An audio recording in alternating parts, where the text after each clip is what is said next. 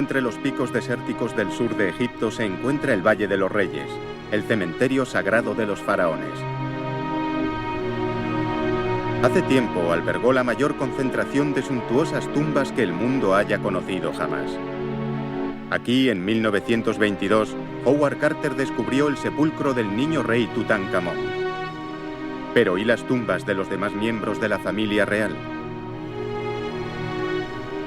La reina Nefertiti, casi tan representada como Tutankamón, fue además su madrastra y una de las mujeres más hermosas y poderosas del mundo antiguo. ¿Dónde fue enterrada? Las pistas de este secreto se encuentran entre el abundante tesoro áureo de Tutankamón y podría conducir a los arqueólogos a uno de los mayores descubrimientos del siglo. Nefertiti, la misteriosa reina de Egipto.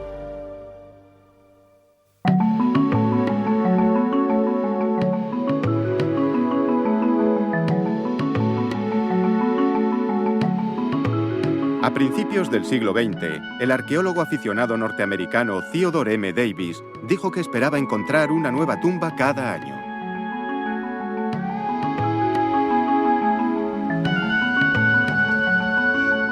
Y entonces, en 1922, se produjo el boom mundial del interés por el antiguo Egipto con el descubrimiento de la tumba prácticamente intacta de Tutankamón.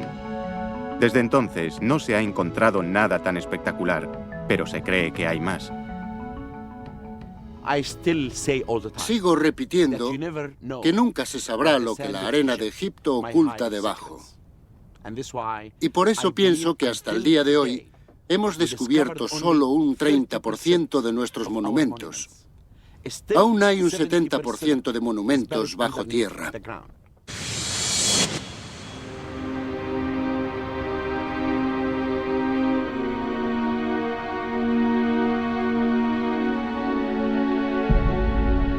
La reina Nefertiti, la mujer más enigmática de Egipto, ha eludido ser descubierta durante los últimos 3.500 años.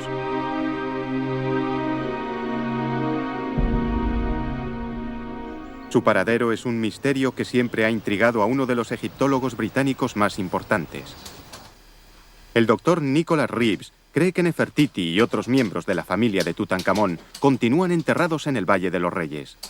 Esta conclusión es la culminación de la obsesión de toda una vida por desvelar el pasado. De pequeño coleccionaba monedas romanas. Las llevaba al museo local para que las identificaran.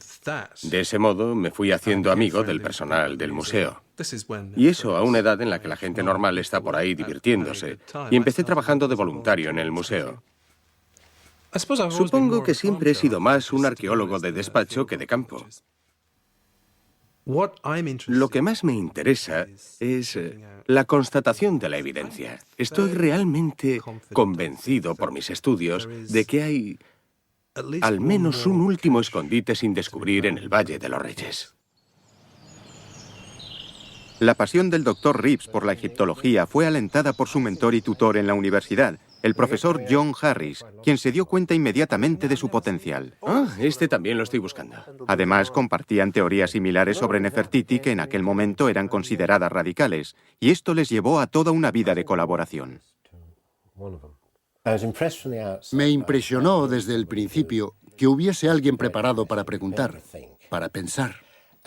Y más adelante, cuando empecé a conocerle, me di cuenta de que era muy brillante para los detalles y las antigüedades. Yo pienso que si queríamos a alguien que fuese al Valle de los Reyes y viese cosas minúsculas y comprendiese cuál es su verdadera importancia y pudiese decir, seguro que esto es la otra mitad de algo que encontramos en la tumba 55 o que pertenece a esa serie de cosas, ese era él. La búsqueda de Nefertiti que Nicholas Reeves está llevando a cabo ha sido inspirada por una simple pregunta. ¿Cómo es posible que se enterrase un tesoro tan importante con Tutankamón si murió muy joven y no hubo tiempo para prepararle una tumba adecuada?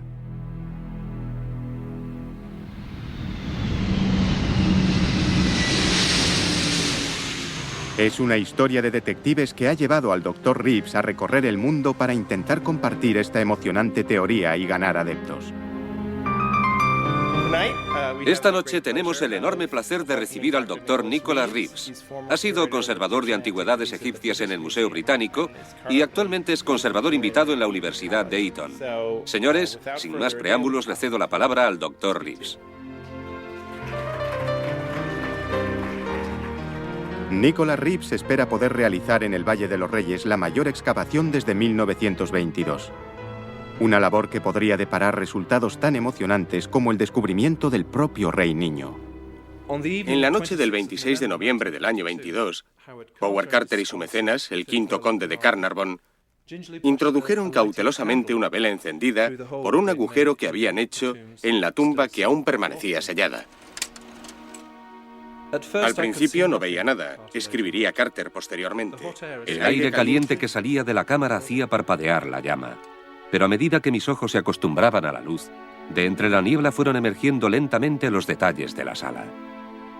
Animales extraños, estatuas y oro por todas partes, el destello del oro. Cuando Lord Carnarvon, incapaz de mantener el suspense por más tiempo, me preguntó ansioso, ¿puede ver algo? Las únicas palabras que pude pronunciar fueron, sí, cosas maravillosas.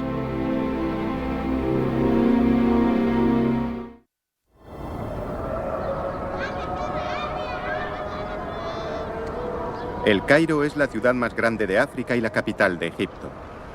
Es una de las superciudades del tercer mundo, y aunque en el mundo antiguo no existía, las bulliciosas calles y los bazares están repletos de recuerdos de una poderosa civilización. Entre las cuentas y los dijes se alzan dominantes las imágenes del niño rey Tutankamón, de Nefertiti y de su esposo, el padre de Tutankamón, el faraón Akenatón. Sus rostros son en la actualidad un símbolo del mundo del antiguo Egipto. Pero la historia que ocultan está envuelta en misterio, intriga política y agitación religiosa sin par.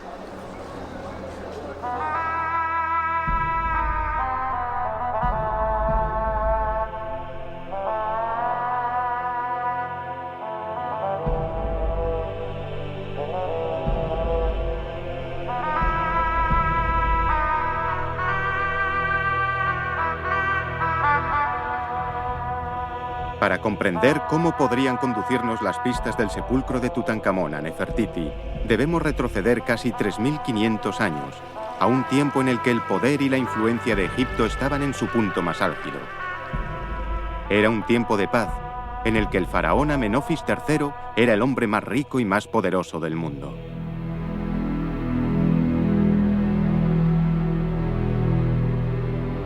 Los egipcios creían en el culto a muchos dioses. El rey de esos dioses era Amón. Gracias a la generosidad de los faraones, los sacerdotes de Amón se habían enriquecido y corrompido. Construían templos inmensos para adorar a su dios, pero secretamente pretendían manipular al rey para servir a sus propios propósitos. Y con el paso de los siglos, el equilibrio de poder pasó del faraón a estos sacerdotes.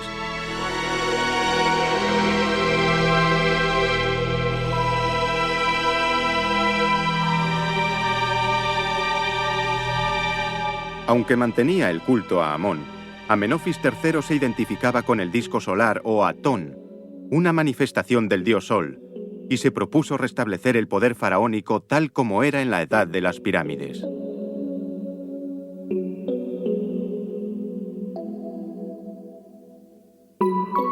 Con su esposa, la reina Tii, Amenofis III tuvo 2 hijos. Falleció tras permanecer 37 años en el trono.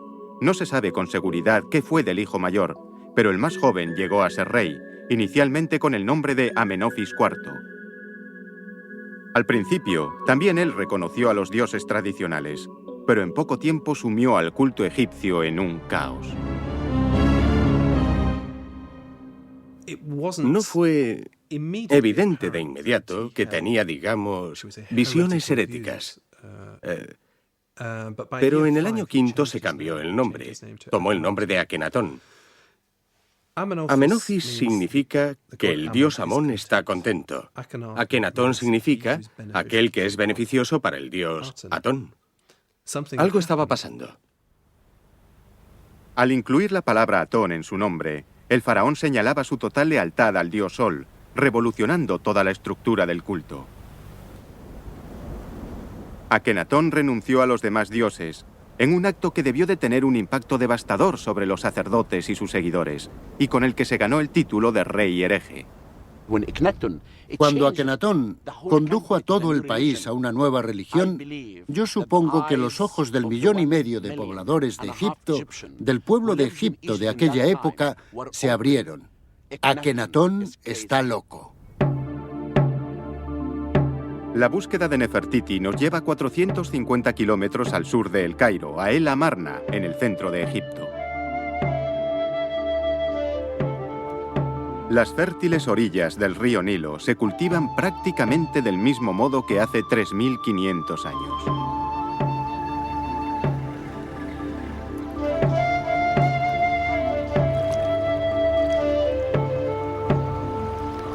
Pocas cosas han cambiado. Las armas de fuego han reemplazado a los arcos y las lanzas, pero el fervor religioso sigue siendo igual de fuerte.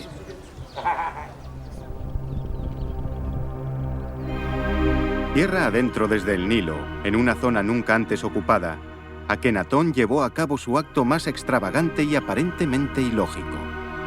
Aquí fundó un enorme centro político y religioso y llamó a esta nueva capital Akeatón, que significa horizonte de Atón.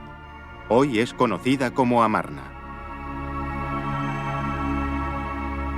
Aquí reinó el dios de Akenatón y aquí Nefertiti fue su reina.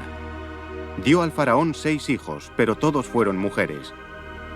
Sería Quilla, una esposa de inferior categoría, la que daría a luz al heredero del rey, Tutankamón, entonces llamado Tutankatón. Amarna apenas recibió atención hasta el siglo XIX, cuando una campesina que excavaba en las ruinas descubrió un cofre. El cofre contenía unas 300 tablillas de arcilla en las que estaba escrito un archivo diplomático único, del siglo XIV a.C. Era la correspondencia de los gobernantes y figuras principales del mundo antiguo. Un testimonio que mostraba los entresijos de reyes y gobiernos. Un rayo de luz arrojado sobre los personajes del período y sobre un imperio que estaba destinado a desmoronarse en breve.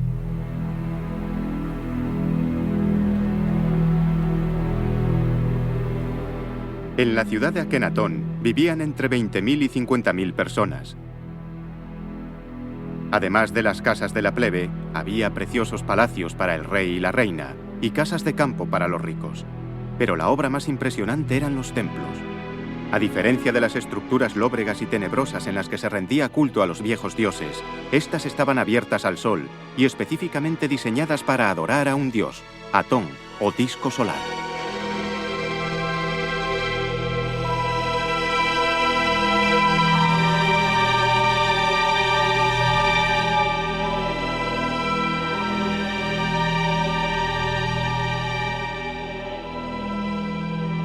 A pesar de la apertura de la arquitectura del templo, la nueva religión de Akenatón era más exclusiva incluso que la antigua. Solo el rey y su familia inmediata tenían acceso directo al dios. El resto de hombres y mujeres lo veneraban a través de ellos.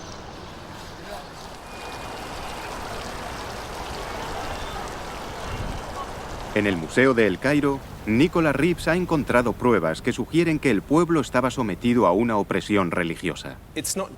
No son las inscripciones oficiales emitidas por el propio rey las que creo que deberíamos estudiar para saber cómo era la vida en El Amarna para el hombre normal, sino los objetos más pequeños, no oficiales, los que nos cuentan la verdadera historia del momento. Por ejemplo, si observamos este escarabajo conmemorativo del rey Amenhotep III, que fue encontrado en Amarna, vemos que el nombre de Amón ha sido suprimido de una forma que supongo es una especie de miedosa autocensura, porque obviamente no era inteligente estar en posesión de objetos con el nombre del odiado dios Amón. Esto, desde luego, no lo hicieron los agentes oficiales de Akenatón, porque aunque oficialmente emitida, esta pieza era, creo yo, de propiedad privada. Esto nos muestra cuál era el clima en El Amarna, y para mí era un clima de miedo.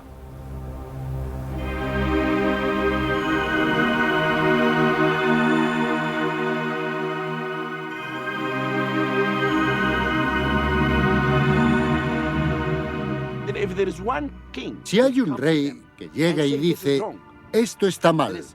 Hay otro Dios, un Dios poderoso detrás del sol. ¿Qué puede pasar? Este es un cambio drástico para la vida de los egipcios. Un granjero de pueblo dirá, esto es una locura. Un sacerdote dirá, le mataré. Y la totalidad del país irá contra este hombre. Pero este hombre, Akenatón, solo tenía el apoyo de una poderosa dama, Nefertiti. Nefertiti, cuyo nombre significa la bella que ha llegado, parece haber sido en un principio la mayor aliada de Akenatón, además de su esposa principal y reina. Y también ella adoptó un nombre sorprendente, Neferneferuaten Nefertiti. Tan grande era el amor que sentía el rey por ella, que se dispusieron por doquier relieves en piedra en los que se mostraban inusuales escenas familiares del faraón y su reina.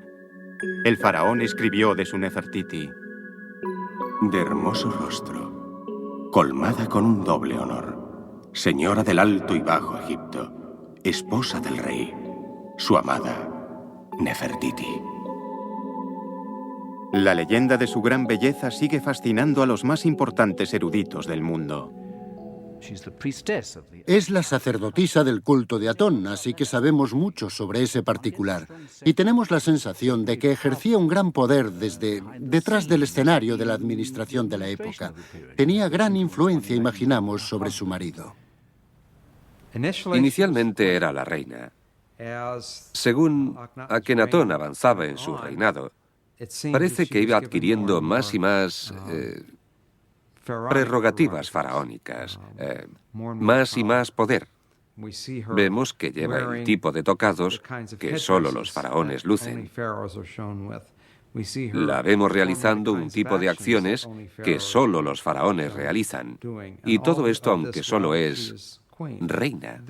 Esto es ciertamente una indicación de que era una parte importante de Amarna.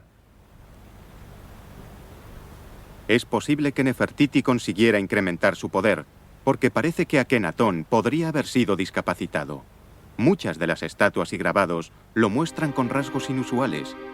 Su cara y sus miembros son alargados, y las formas de su cuerpo y sus curvadas caderas son casi femeninas. Se ha sugerido que podría sufrir una deformidad o incluso una enfermedad que quizá le habría dejado ciego. En este relieve parece besar a la niña. Pero también es posible que la sostenga tan cerca porque no la ve bien. Muchos eruditos piensan que probablemente esa fue la razón por la que Nefertiti adquirió una posición de mayor poder. Nefertiti tenía un aura que la rodeaba. Yo mantengo que ella fue probablemente la mujer más poderosa del antiguo Egipto porque asumió un rol reservado solo a los reyes, que es aparecer golpeando a un enemigo. Y eso es algo que se relaciona solo con un rey, no con una reina. Akenatón compartió su trono con un corregente. Como la mayoría de los reyes egipcios eran hombres, los egiptólogos asumieron que el corregente de Akenatón sería un hombre. Esa creencia llevó a un buen número de conclusiones extraordinarias. Durante años se pensó que este grabado conmemorativo en piedra o estela de Amarna mostraba a Akenatón y a su cogobernante en un íntimo abrazo homosexual.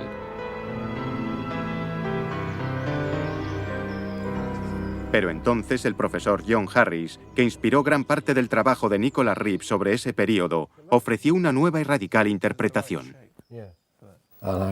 Estaba repasando mentalmente imágenes y pensé en esa estela y de repente me di cuenta de que no representaba a dos hombres, sino a un hombre y una mujer. Era eso, lo que me llevó a pensar en lo que pasó al final del período de Amarna y lo que había ocurrido realmente con Nefertiti y cómo se relacionaba con otra gente que solo aparece después de que ella desapareciera.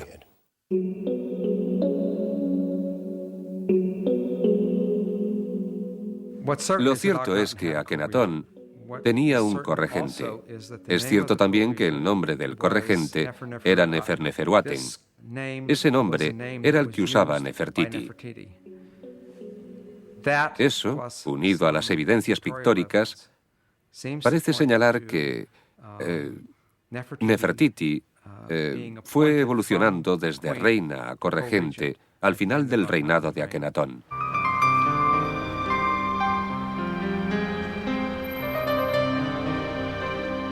La capital de Alemania, Berlín, posee una de las mejores colecciones de Europa de objetos egipcios. Y aquí, en el Staatliche Museum, el Dr. Reeves encontró más pruebas para apoyar su teoría de que Nefertiti era corregente.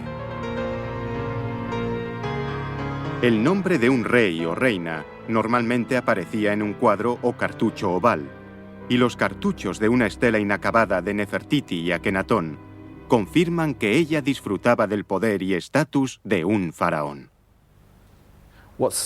Lo particularmente interesante de esto es que el escultor pretendía representar en este modesto monumento no a un rey y su reina, sino a dos reyes.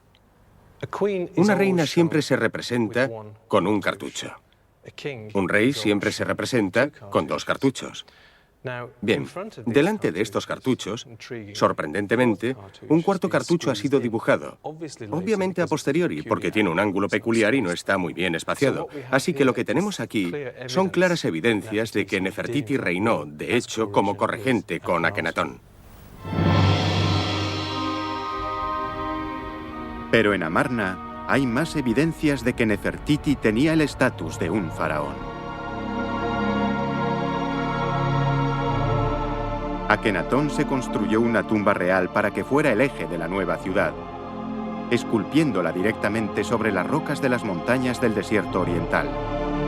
Para los habitantes de la ciudad, el sol se elevaba desde aquí, como cubriendo un hueco natural en la montaña. Y aquí, cada día, el Atón y su poder real renacían.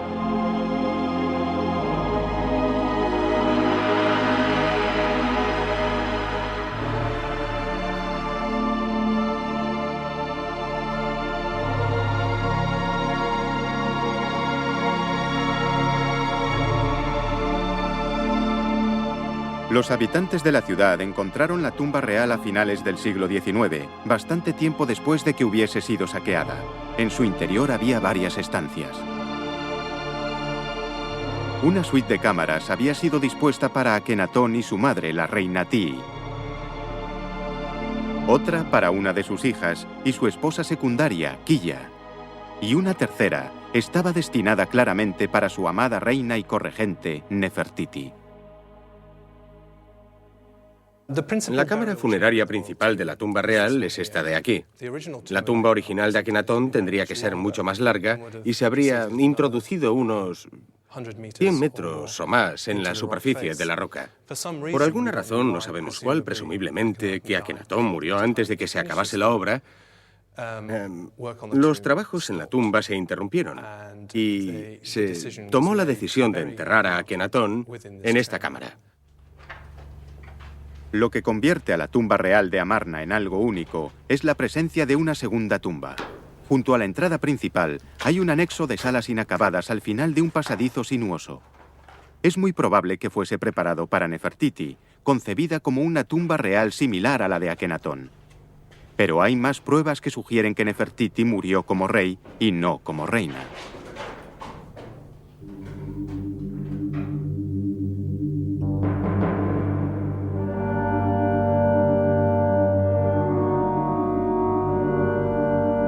En 1912, un grupo de arqueólogos alemanes comenzaron a excavar en Amarna, en los palacetes privados de la ciudad de Akenatón. Encontraron el taller de un artista en el que todavía se conservaban varias estatuas. Una era especial. Estaba cabeza abajo y fue recuperada en su estado original. Milagrosamente conservado por la arena, el busto de Nefertiti se convertiría en uno de los iconos más famosos de Egipto.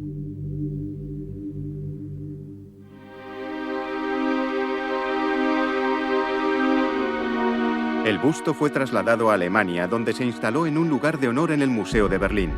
10 años después, los egipcios reclamaron su devolución, pero ante el aparentemente perfecto semblante ario de la reina, Adolf Hitler intervino. Dijo: «Lo que el pueblo alemán tiene es suyo», y ordenó que Nefertiti permaneciera en Alemania.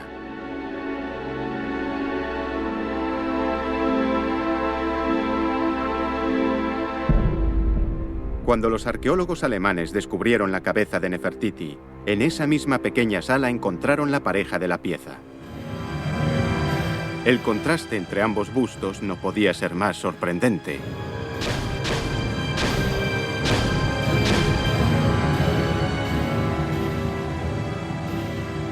Mientras la belleza de Nefertiti había sobrevivido a los elementos y a 3.500 años, la cabeza de Akenatón estaba hecha añicos.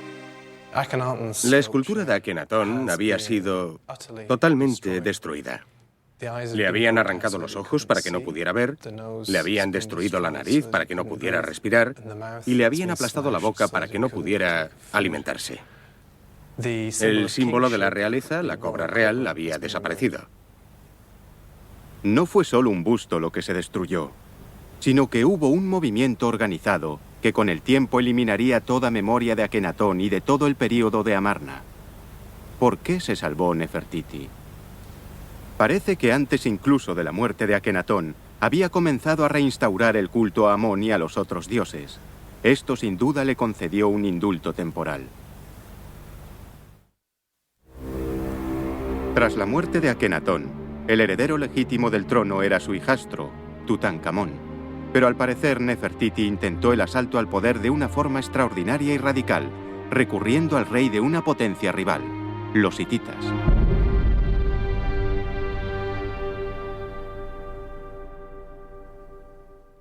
Hacia el final del período de Amarna, una reina de Egipto escribió a los hititas diciéndoles que su marido había muerto, que no tenía hijos y que no estaba dispuesta a tomar a alguien que ella consideraba su siervo como marido. Y por lo tanto le pedía al rey de los hititas que enviara a uno de sus hijos, un príncipe, para casarse con ella y gobernar en Egipto. Aunque el rey de los hititas finalmente accedió, a ojos egipcios un matrimonio así habría sido la máxima traición. Y durante el viaje, el príncipe de nombre Zananza fue asesinado. Poco después, la propia Nefertiti desapareció y Tutankamón se convirtió en rey. Para la ciudad de Akenatón, los días de gloria habían terminado, la vieja capital religiosa volvía a estar de moda, el período de Amarna había durado menos de 2 décadas, y al final, los sacerdotes de Amón volvían a tener el control. Una de las cosas que parecen ciertas, no obstante, es que Tutankamón nombró nuevos sacerdotes por todo el país. Pero si fue porque los viejos sacerdotes habían desaparecido, o si se trató de un intento de establecer una nueva fuerza política, no se sabe.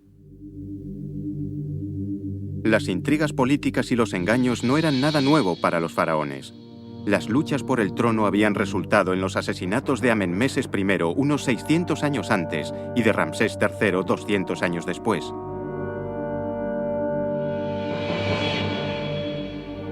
Quizás Akenatón sufrió un destino similar antes de que Nefertiti ocupara el trono. Lo cierto es que Tutankamón murió prematuramente y las lesiones del cráneo sugieren un fuerte golpe.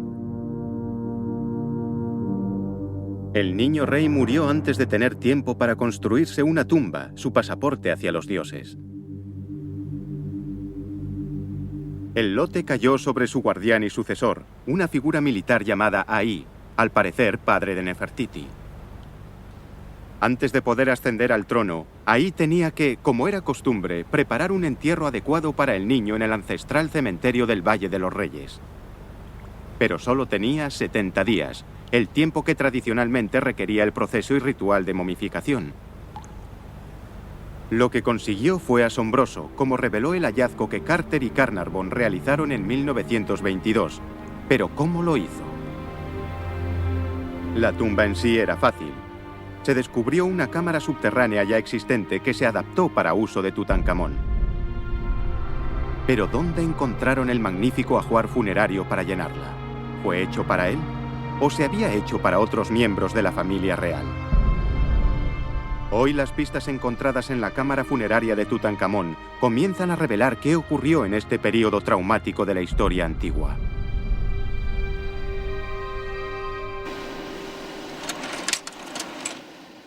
Solo una pequeña proporción de los tesoros de Tutankamón habían sido preparados pensando en él. Nicholas Reeves había encontrado la respuesta. No había tiempo para empezar de cero. Ahí, simplemente, saqueó las tumbas de Akenatón y Nefertiti en Amarna.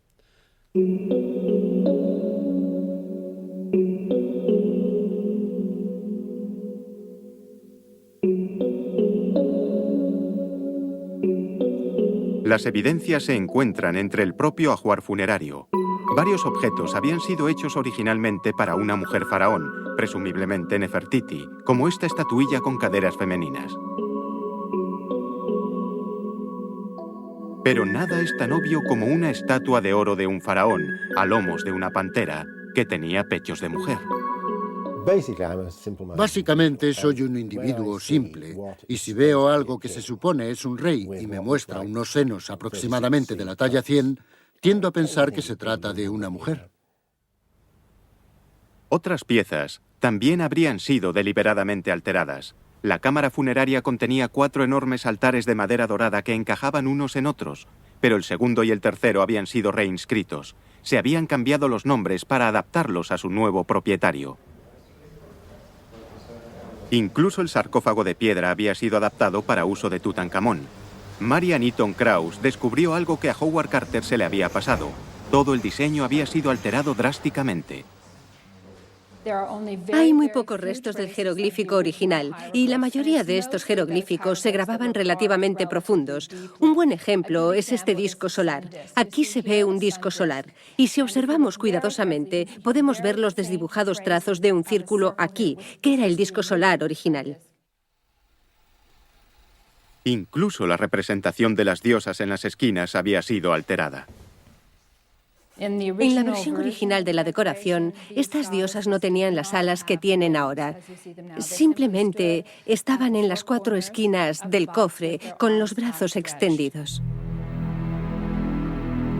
Las alas solo aparecen en los sarcófagos de los faraones varones, por lo que esta adición tardía podría significar que el sarcófago se preparó originariamente para una mujer.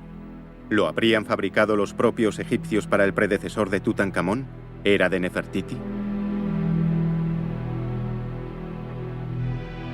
Nicholas Reeves descubrió que incluso los propios sarcófagos mostraban señales de cambios. Tutankamón aparece en la tapa del sarcófago exterior llevando un tocado utilizado solo por Akenatón.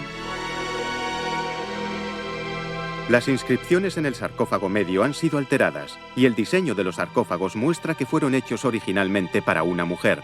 Incluso el sarcófago interior ha sido modificado. Sobre el grabado original se ha añadido una segunda capa entera de decoración. Si lo que querían era borrar una inscripción o alterarla, podían hacerlo a conciencia, de modo que no lo percibiéramos inmediatamente. Digamos, por ejemplo, que hay un listón de jeroglíficos incrustado en un cartucho. Pues simplemente quitas el centro de ese cartucho y pones uno nuevo. Y no se sabrá nunca. Es casi indetectable. El cambio más sorprendente, no obstante, fue el de la imagen más famosa de Tutankamón, su máscara de oro. Un examen minucioso detrás de la oreja revela una unión. Y en el interior hay unos remaches que unen las partes del rostro, modeladas por separado. El rostro original había sido eliminado y reemplazado por la máscara de Tutankamón. Un increíble 80% del ajuar funerario era de segunda mano. Ahora apenas hay duda de que los ricos sepulcros reales de Amarna fueron desmontados para equipar el de Tutankamón. Pero tanto si a Akenatón como a Nefertiti les habían robado todos sus tesoros, ¿qué habían hecho los egipcios con sus cuerpos? La necrópolis real de Amarna es muy remota y en la antigüedad era muy difícil de guardar. Así que es muy probable que se hubiera decidido, por razones de seguridad, extraer los cuerpos de la tumba real de El Amarna y de otras tumbas de la zona y trasladarlos al cementerio ancestral que estaba en Tebas. La distancia desde la tumba real de Amarna hasta el Valle de los Reyes en Tebas supera los 400 kilómetros. Gran parte del viaje se habría hecho en barco por el río Nilo. Esta es la ruta que siguió el ajuar funerario de Amarna, y esta es la ruta que tuvieron que seguir las momias. En 1907, el norteamericano Theodore Davis encontró una tumba misteriosa en el Valle de los Reyes. Empezó a ser conocida como KV-55 y era la clave para saber qué había pasado con los muertos de Amarna. Habían sido reenterrados en Tebas con el ajuar funerario que Tutankamón no necesitó. La tumba 55 originalmente contenía dos cuerpos. Uno de ellos era, lo creo firmemente, el cuerpo de Akenatón, y el otro era el cuerpo de la reina Tiy, la madre de Akenatón. Estos dos cuerpos habían sido enterrados juntos en una tumba real en Amarna, en la cámara principal. Así que tiene sentido que los hubiesen traído a Tebas juntos.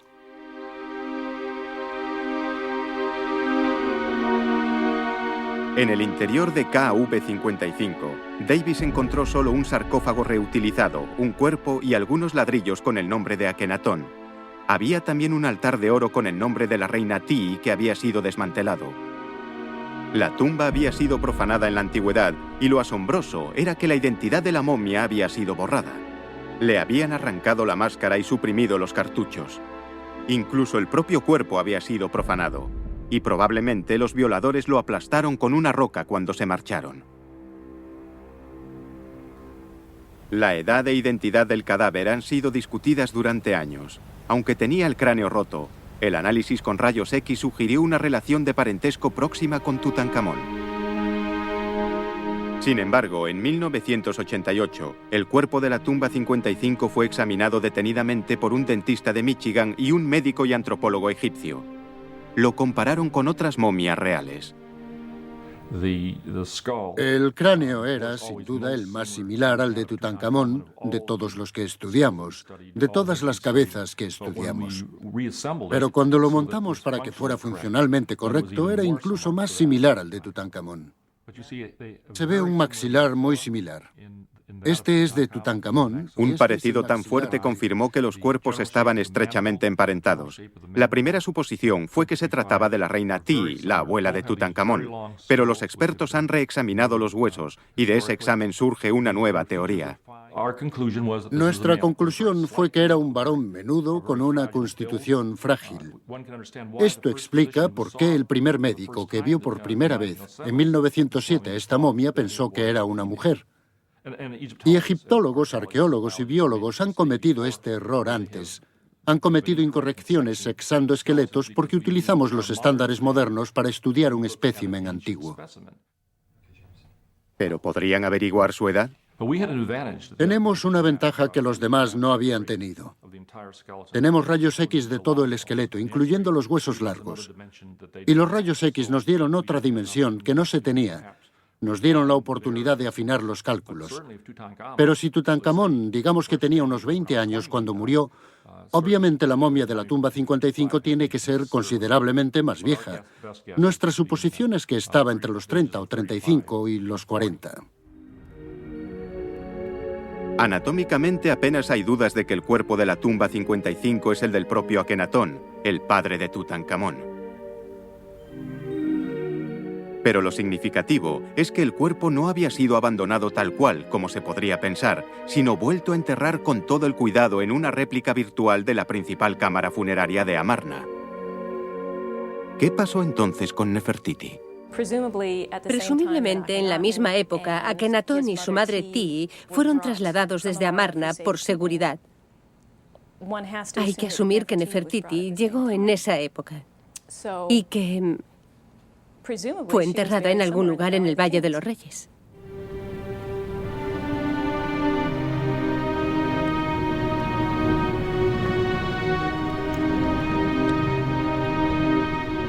Parece como si toda la familia real de Amarna fuera trasladada desde allí y enterrada en un lugar seguro en Tebas, en el Valle de los Reyes. Pero aproximadamente en el año 1000 a.C., la administración oficial de Egipto decidió abandonar este cementerio real tal y como habían hecho con el de Amarna 300 años antes. Todas las tumbas conocidas fueron vaciadas y sus tesoros recuperados. Irónicamente, debido al odio que inspiró la revolución de Akenatón, los nombres de todos los reyes de Amarna habrían sido eliminados de los documentos oficiales. Con los reinados de Akenatón, Smenkhare, Tutankamón y Ahí borrados, es como si nunca hubieran existido. Y a nadie se le ocurrió buscarlos, ni tampoco a Nefertiti. Si nos fijamos en el final del período de Amarna, es un hecho que tenemos más nombres y conocemos más gente y tenemos más piezas de ajuar funerario que verdaderas tumbas o cuerpos. Ahora bien, Nefertiti está enterrada. No sabemos si fue enterrada como Nefertiti o si fue enterrada como Neferneferuaten, si fue enterrada como Esmenkaren o cómo, pero está en algún sitio. Tiene que estarlo. Si pudiéramos encontrar la tumba de Nefertiti enterrada como Nefertiti, sería el Santo Grial.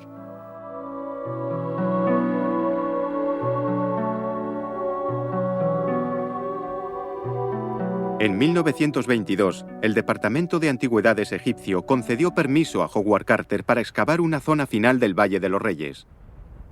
Encontró la tumba de Tutankamón casi inmediatamente, así que no cavó más. Aunque Carter parece que fue muy cuidadoso buscando la tumba de Tutankamón, paró cuando la encontró y no terminó la pequeña zona que había dejado para el final.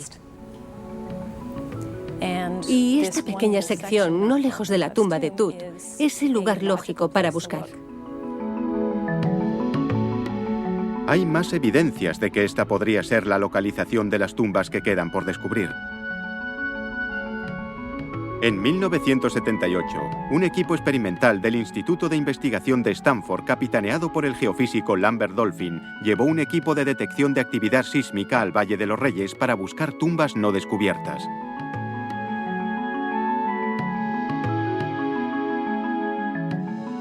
Se instalaron en la tumba situada sobre la de Tutankamón y dirigieron el sonar hacia abajo, hacia la tumba del niño rey, para controlar y evaluar las ecolecturas. A continuación se trasladaron a la tumba de Tutankamón y dirigieron el sonar hacia la concesión no excavada por Carter. El Valle de los Reyes está lleno de tumbas, pero también hay fallas. Es una zona geológica muy irregular. Y la falla natural es muy compleja. Por lo tanto, se obtienen reflejos sísmicos de cada grieta, cada piedra y de cada superficie geológica del valle. Así que nos vimos abrumados por un montón de ecos. Sin embargo, hubo algunas sorprendentes anomalías que para nosotros apuntaban a tumbas desconocidas en el Valle de los Reyes. Los ecos del sonar indicaban la existencia de tumbas desconocidas en el mismo triángulo que Howard Carter había reservado para la excavación, pero que no concluyó. Nuestro trabajo en la tumba del rey Tut creo que nos convenció de que habíamos encontrado cámaras desconocidas, una o más cámaras desconocidas que probablemente no eran geológicas, sino tumbas no descubiertas. Fue muy emocionante. En los últimos 75 años, en el Valle de los Reyes no se había autorizado ninguna excavación importante. Ahora, por vez primera desde el descubrimiento de la tumba de Tutankamón, el Departamento de Antigüedades egipcio, gracias a la extensa investigación del Dr. Reeves, le ha concedido permiso a él y a su equipo de especialistas. ¿Cómo se siente? ¿Nervioso? Sí, supongo que nervioso. Creo que acometer cualquier labor en el Valle de los Reyes lleva consigo una elevada presión. La gente tiene expectativas que podrían ser bastante irreales. ¿Qué ocurrirá si los arqueólogos encuentran una tumba pero no hay ningún tesoro? ¿Se sentirán decepcionados? Cuando se descubrió la tumba de Tutankamón, lo que emocionó a la gente fue la posibilidad de que hubiera documentos escritos guardados en la tumba que nos hablaran del período del que tratamos. Y por supuesto no había nada. Si se descubre otra tumba, la gran esperanza no es que esté llena de oro y estatuas de oro. Eso ya lo tenemos de la tumba de Tutankamón. Lo que queremos son los documentos, queremos la historia.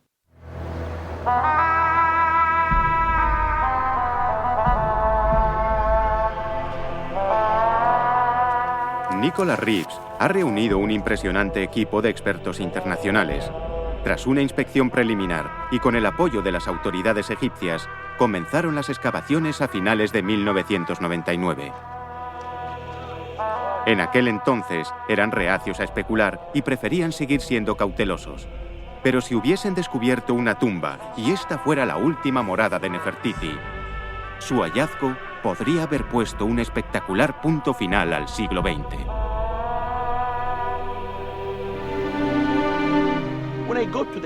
Cuando voy al Valle de los Reyes, cuando se pone el sol, para mí es como sentarme en una tumba que aún no ha sido descubierta. Y por eso creo que el Valle de los Reyes desvelará numerosos secretos. Y este será otro día como aquel 4 de noviembre de 1922 en el que Carter descubrió la tumba del rey Tut. Creo que tendremos otro día como ese.